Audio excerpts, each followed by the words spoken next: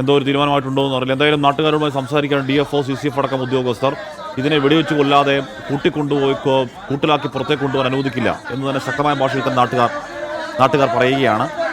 അതിനവർക്ക് പറയാനുള്ള കാരണം ഇത് നരഭോജി കടുവയാണ്, ഒരാളെ കൊന്ന കടുവ പിന്നെയും മനുഷ്യരെ കൊല്ലുമോ എന്ന ആശങ്ക.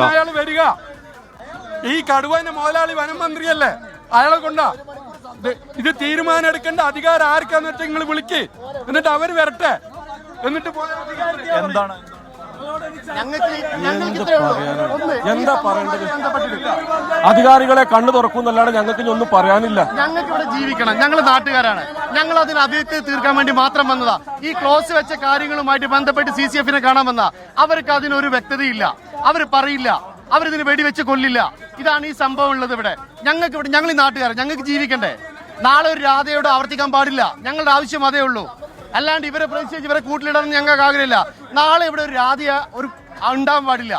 ഇന്നലെ അവര് പറഞ്ഞ കാര്യങ്ങൾ, അവർ ഏത് ഇനത്തിൽപ്പെട്ട കടുവയാണ്, നരഭോജി ഇനത്തിൽപ്പെട്ട കടുവയാണോ, ഇതൊക്കെ പഠിച്ച് വരുമ്പോൾ അത് അതിന്റെ പാട് നോക്കിയിട്ട് പോകും. ഇന്നലെ ഇതിന്റെ CCTV-യിൽ ദൃശ്യം പറഞ്ഞു, അതിന്റെ ഫോട്ടോ പോലും പുറത്തുവിടാൻ ഇവർക്ക് ഇതുവരെ കഴിഞ്ഞിട്ടില്ല. ഞങ്ങൾ ചോദിച്ചു, അതുപോലും വിടുന്നില്ല. അപ്പൊ അതിനുള്ളിൽ ഒരു വ്യക്തത, ഞങ്ങൾക്ക് ഒരു അവ്യക്തത ഞങ്ങൾക്ക് മനസ്സിലാകുന്നുണ്ട്. അതുകൊണ്ടാണ് കൃത്യമായിട്ട് ഇങ്ങനെ ഒരു പ്രതിഷേധമായിട്ട് വന്നത്.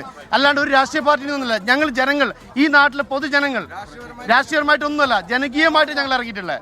എന്തായാലും ഇവർ ഉന്നയിക്കുന്ന വാദം അതുതന്നെയാണ്. ഈ ആളുകളെ സംബന്ധിച്ചുള്ള ആശങ്ക, ആ ആശങ്കയ്ക്ക് പരിഹാരം കാണണമെങ്കിൽ ഈ കടുവയെ വെടിവെച്ച് കൊല്ലണമെന്നുള്ള ആവശ്യമാണ് ഉന്നയിക്കുന്നത്. ഈ പ്രദേശത്തുള്ള സ്ത്രീകളടക്കമുള്ള ആളുകൾ ഈ ബേസ് ക്യാമ്പിലേക്ക് കേന്ദ്രീകരിക്കുന്നു.